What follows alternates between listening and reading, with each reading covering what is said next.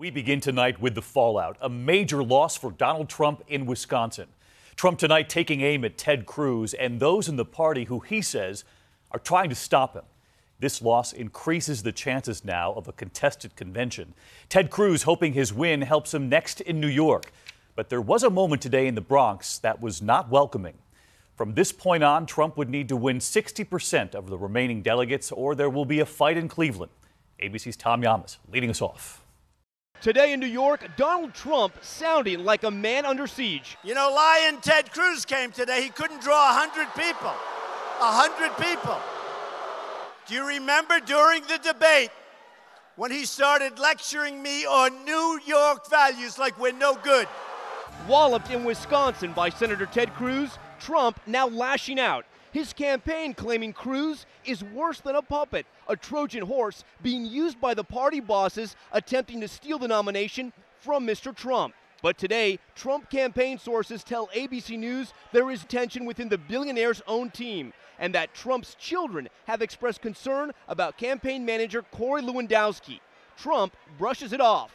I have not heard anything about infighting. I don't know where you hear it. But Cruz says Trump's attacks are a sign he's falling apart. He gets very angry when the voters reject him. However, Cruz has his own challenges, and in New York today, he was welcomed with a Bronx cheer. There's no business being in the Bronx. This is an immigrant community. He's now trying to explain to New Yorkers why he spent months attacking Trump's, quote, New York values.